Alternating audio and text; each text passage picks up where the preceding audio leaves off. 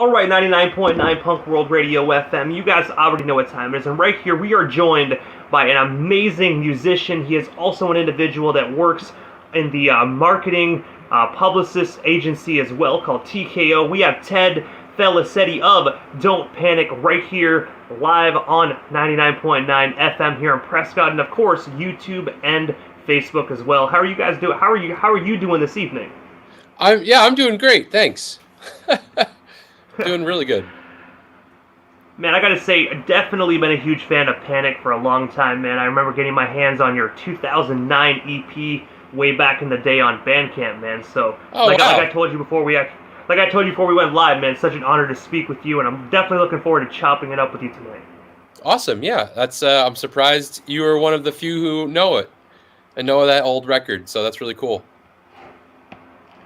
But also, I gotta take you back to the beginning of that band. Obviously, even before this October of 2009 EP, I read that you actually named the band Don't Panic, where it was actually named after your favorite Douglas Adams novel. I was wondering if you could actually tell us a bit more about that aspect of the band, and of course, how did you actually get connected with the other members as well?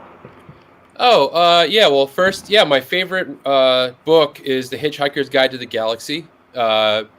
It's just great. It's really weird. It's bizarre, and I've always been like a big sci-fi kind of guy already. So when I read that book, I just thought it was really cool, and I love that in the book, the actual book, The Hitchhiker's Guide to the Galaxy, on the cover is printed in bold letters, "Don't Panic." And I thought that was really cool.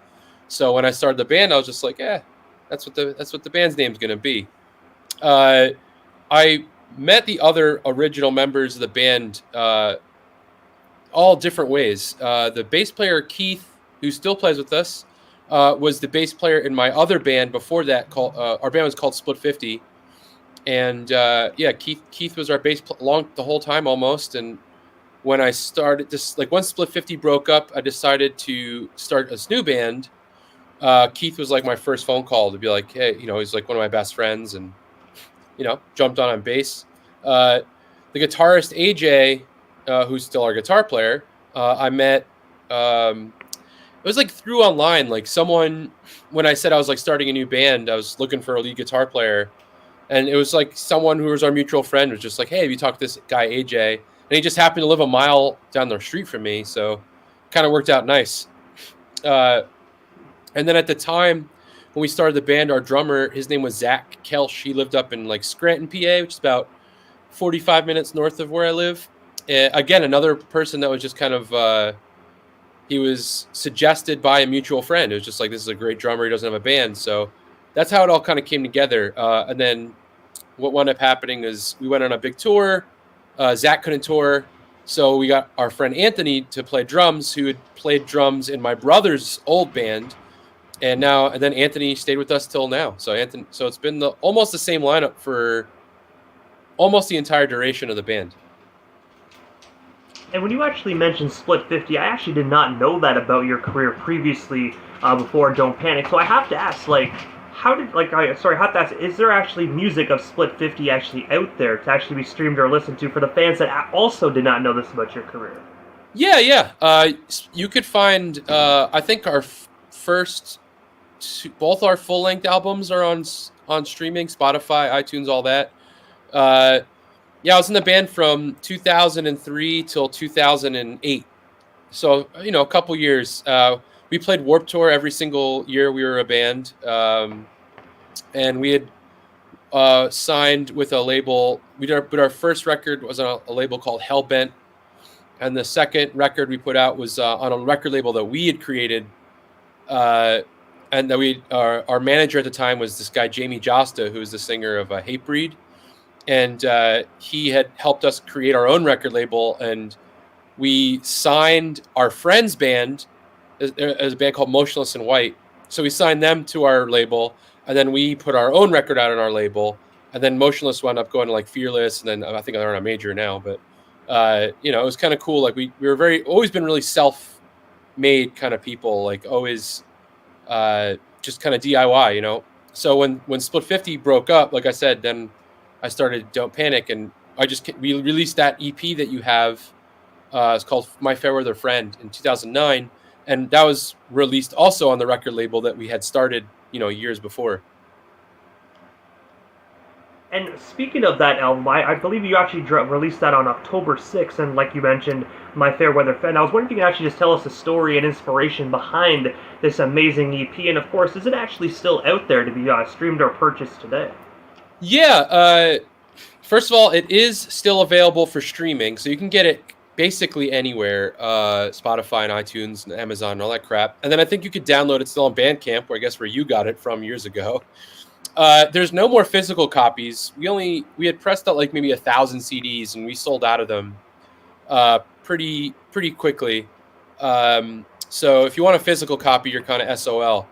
But the record itself was when Split 50 was breaking up, which was my band before, me and Keith's band. We were just signed to Eulogy. And we were writing and going to be releasing a new record, and I was like getting much more involved in the songwriting because I wasn't the singer; I was just the guitar player, and I was getting involved. I'd written a bunch of songs to like start showing the band to be like, "Hey, you want this on the record?" Or anyone interested in these songs. But when the band broke up, I had this like collection of songs that I'd written. So I was kind of like, well, I'm not going to waste these. So they were a little different, and they're even a little different than some of the stuff we're doing now.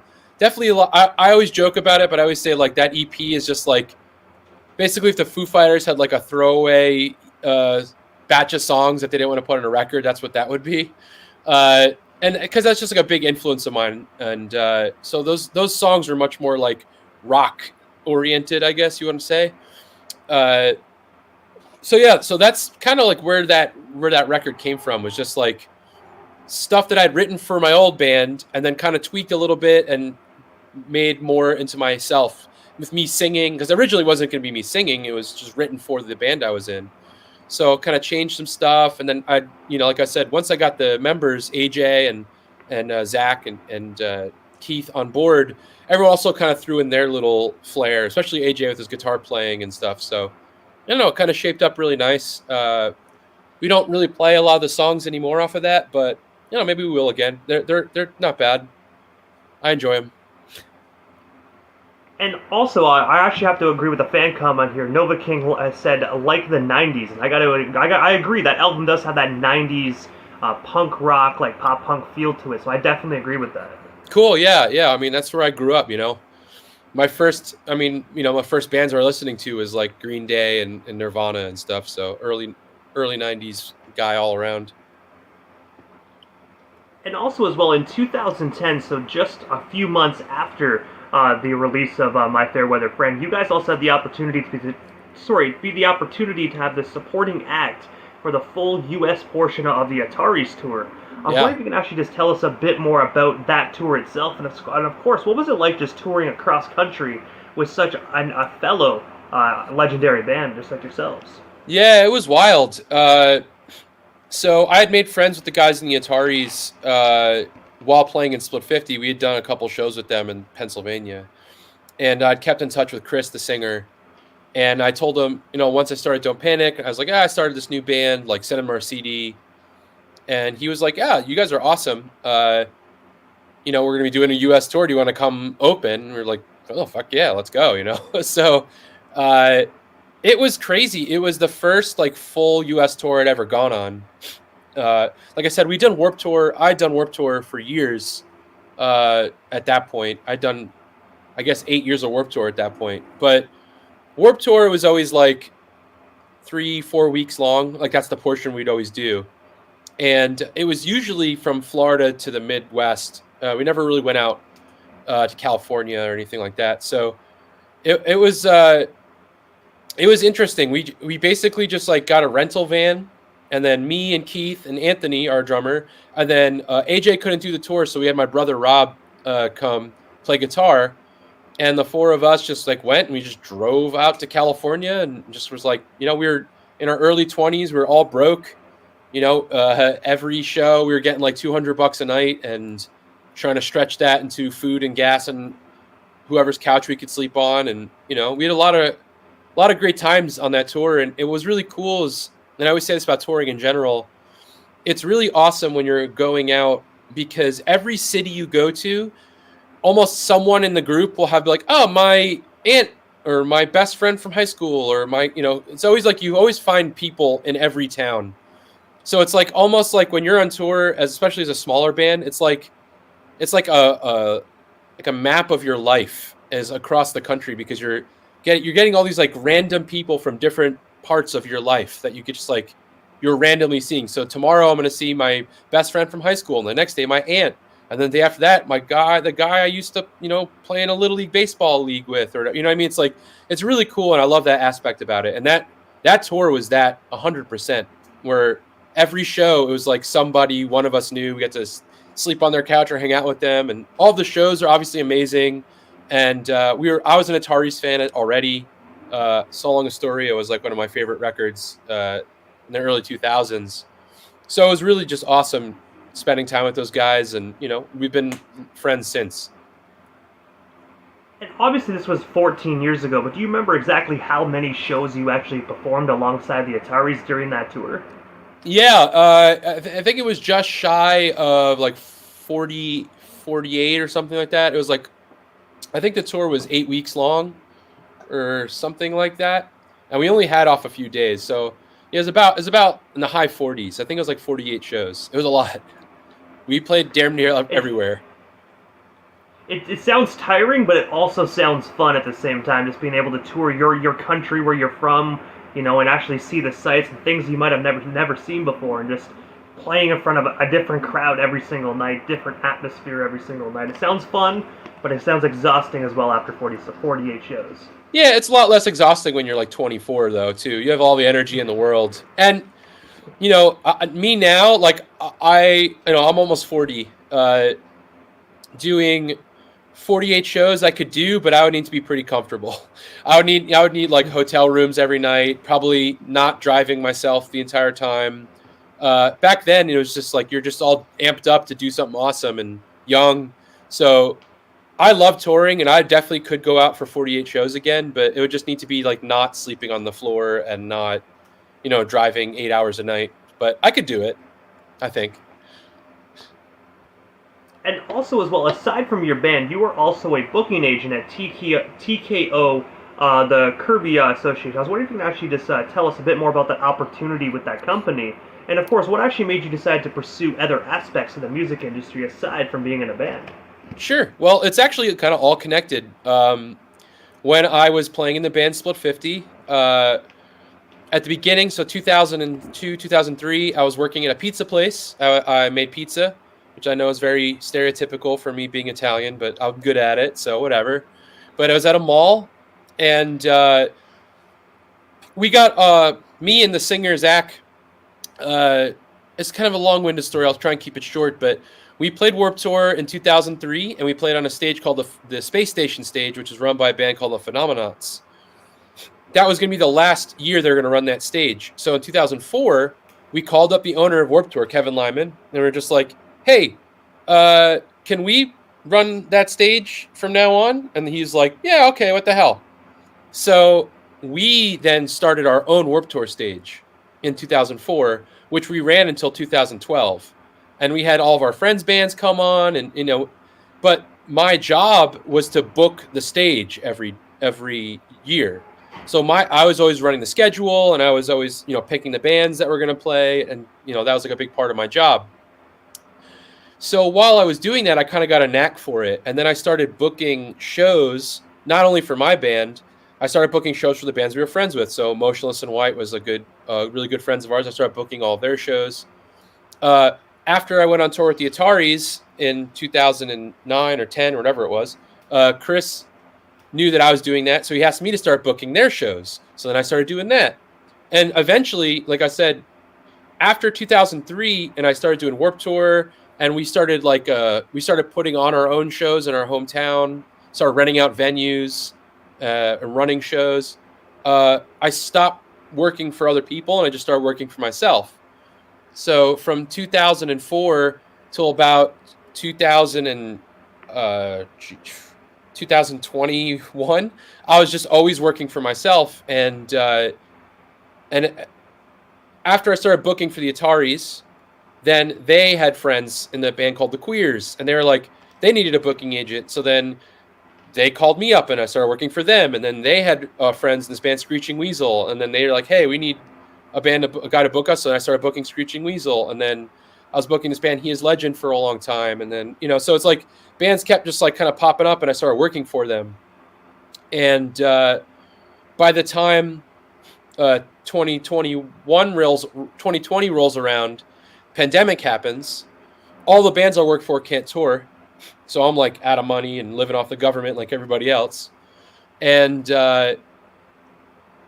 once everyone could start touring again in 2021, I got a call from TKO because I had such a good roster and they liked the bands I worked for. And they're just like, hey, like, why don't you just come work for us instead of working for yourself?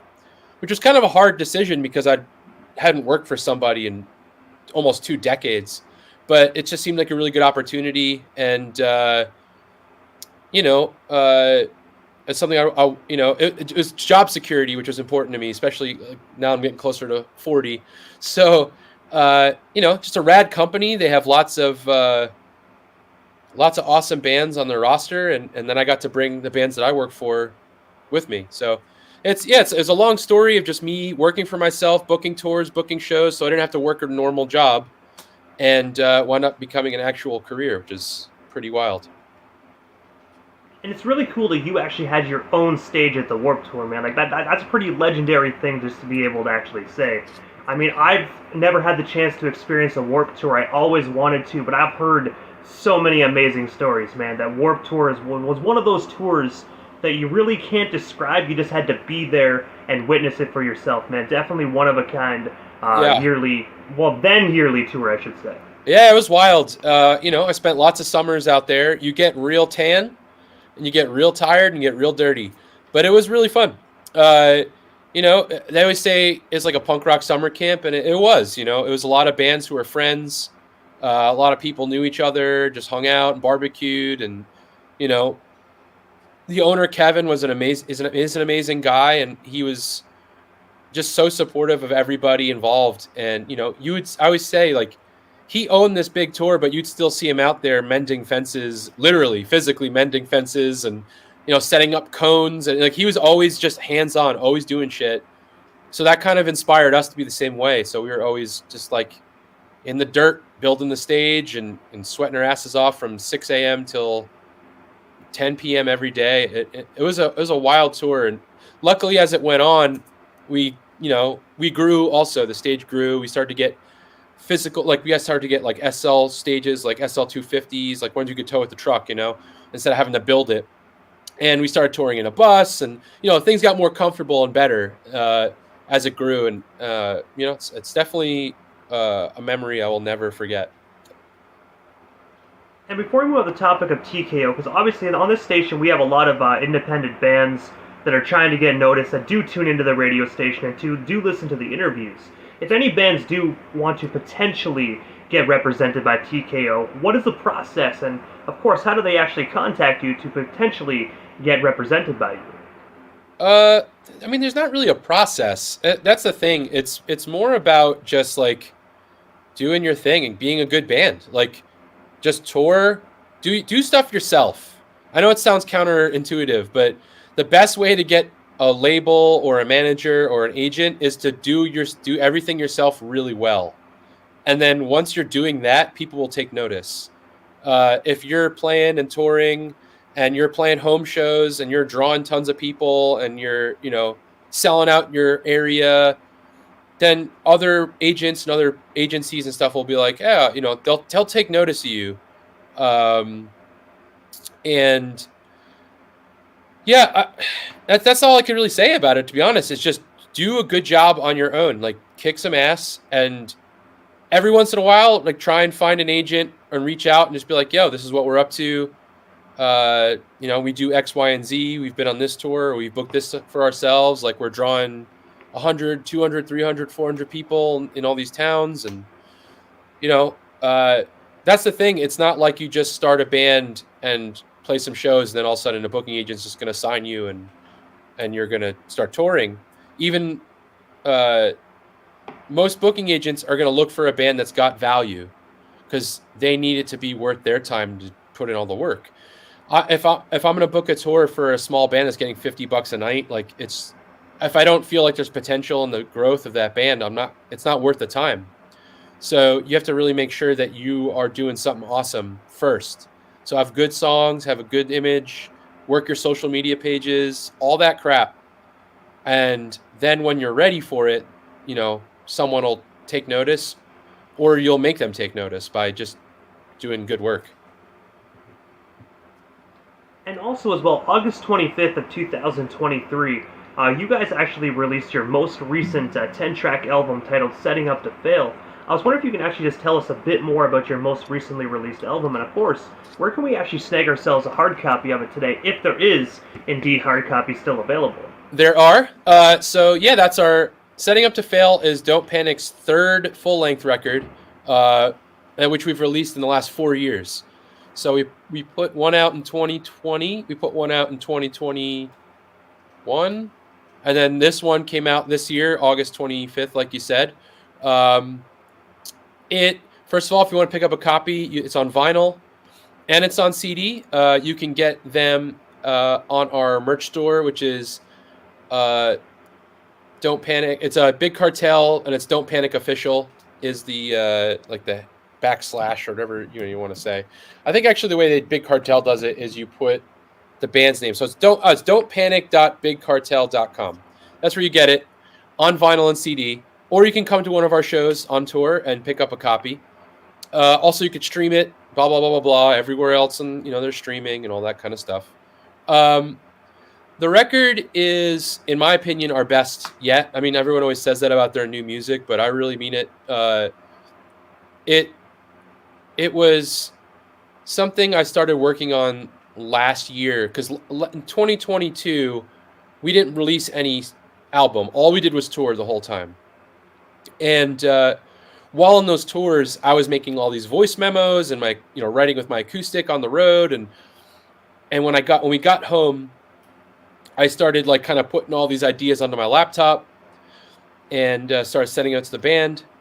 And it's just like the album is the most cohesive thing I think that we've released, where all the songs are different, but all the songs sound like they belong on the same record. And they're the most like, I would say, mature sounding stuff that we've done. I think we've like really found what our band sounds like. Our first record, the first full length we put out, I felt like we weren't sure. We were kind of like just not confident in what we wanted to do. And there's some great songs on there, but as each record's come along, we've kind of really honed it in. I think this record is like, this is what Don't Panic sounds like, is the Setting Up to Fail record. So if you want to like really get a feel for what our band is, like, this is it.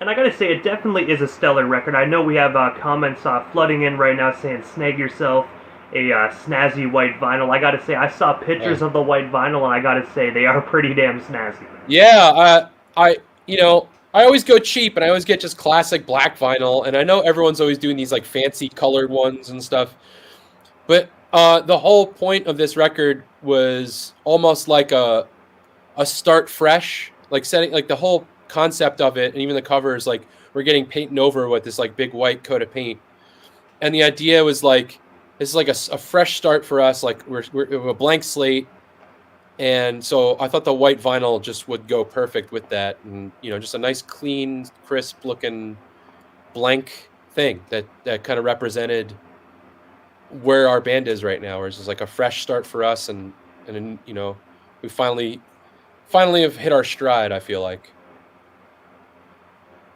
And also as well, I actually saw on your social media that you posted on September 27th with a European teaser that says Spring 2024 that has pies, like from the American Pie movie, throughout the UK flag. From what you actually are allowed to speak about, can you tell us about some additional details about what this announcement could be in the spring? And of course, like what can we actually expect just from this in general?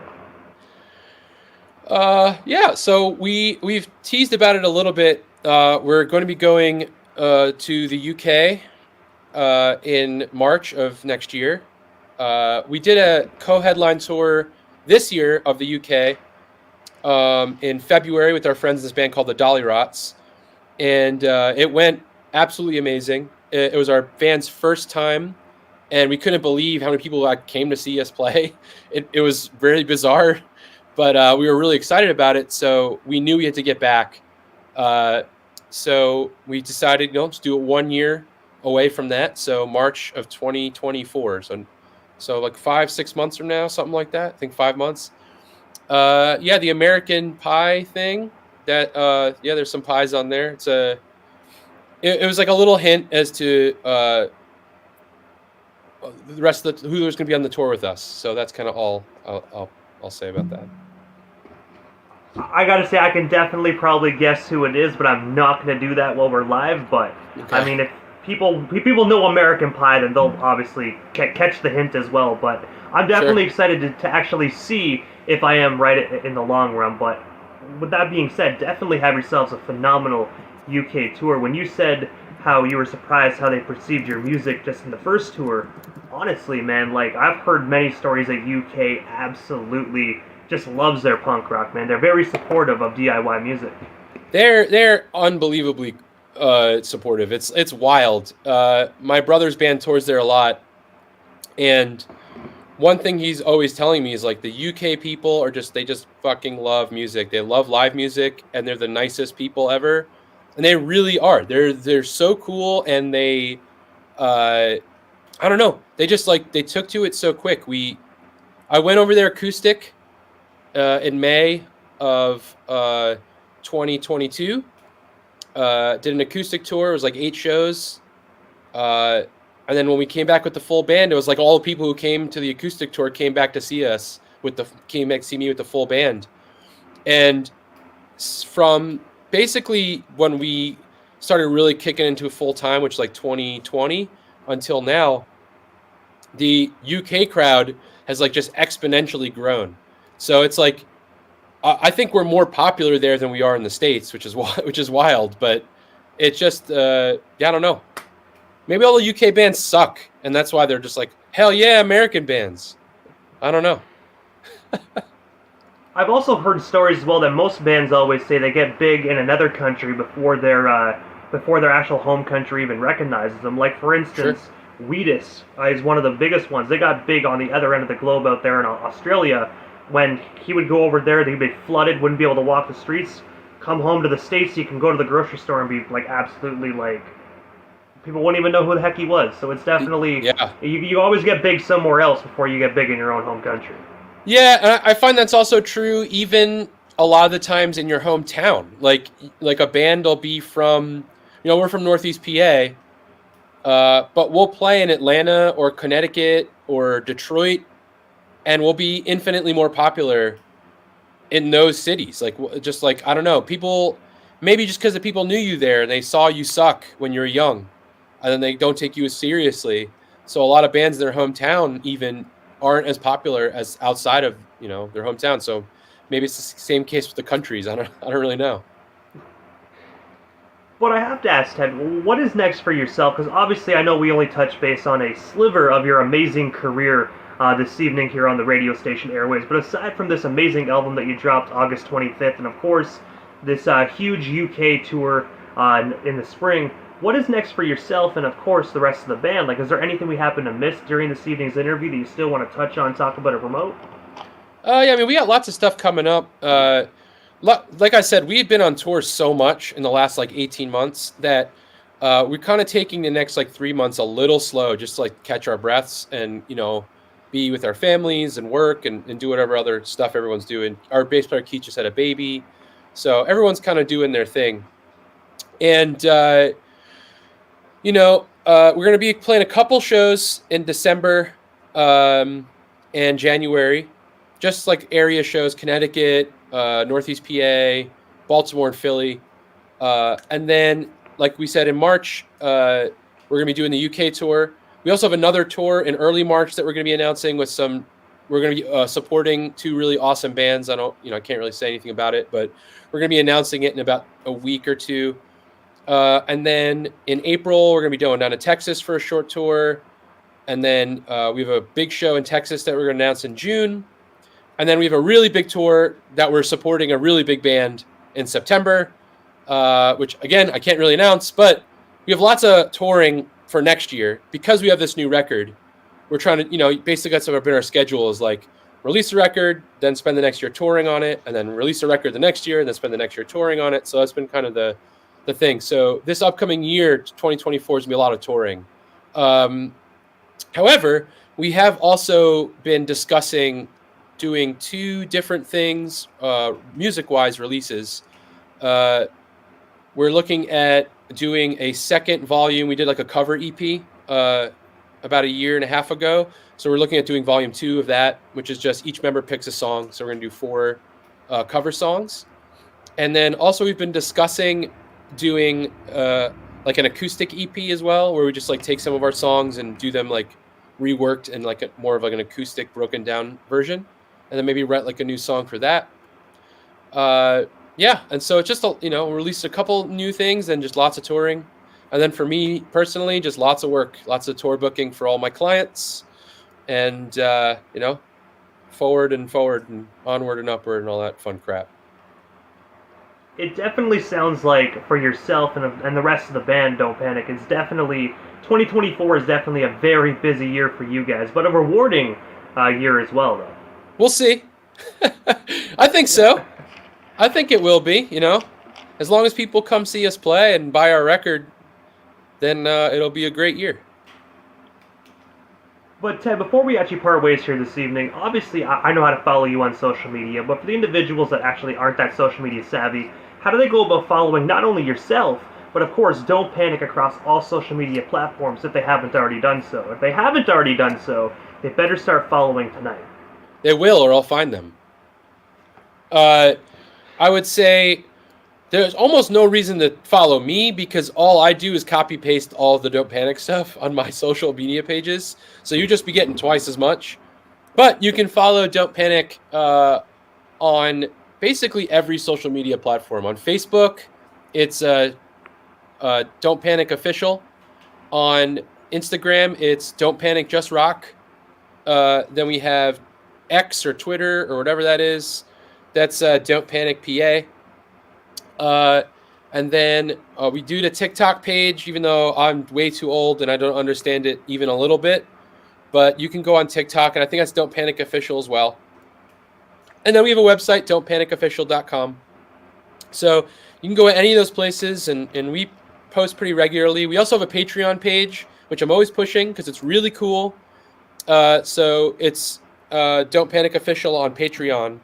And we do a thing where, we do a bunch of stuff. I do like a monthly acoustic show on there.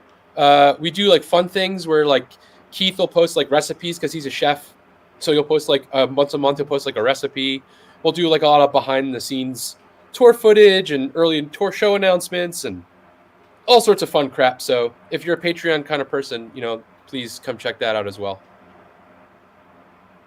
But I gotta say, first and foremost, Ted, thank you so much, man, for giving not only myself, but the radio station airwaves and listeners a bit of your time here tonight, man. It was such an honor talking with you about not only what you currently have going on, but also just the beginning days of yourself and your band, Don't Panic, man. It was such an honor, and hopefully down the line we can make this happen again sometime soon. But for now, definitely have yourself a phenomenal Tuesday night. Awesome, dude. Thank you so much. I really appreciate you having me, and I appreciate you keeping it nice and concise. Because I'm old and it's 10 o'clock and I'm not even wearing pants right now. This is just a t-shirt and shorts. I didn't even get dressed up for this. But hey man, it's all good. I'm wearing an old Def Leppard t-shirt and I run a punk rock radio station. So trust me, I can't talk. I cannot judge. Well, yeah, it's been fun. Thank you for having me. It was cool. Hey man, you were most certainly welcome, and you're most certainly welcome also on being concise, man. I definitely was an honor speaking with you, and hopefully down the line I can catch one of your Don't Panic shows if you do happen to make it across the border to here in Canada. It's the old Great White North. We will one day.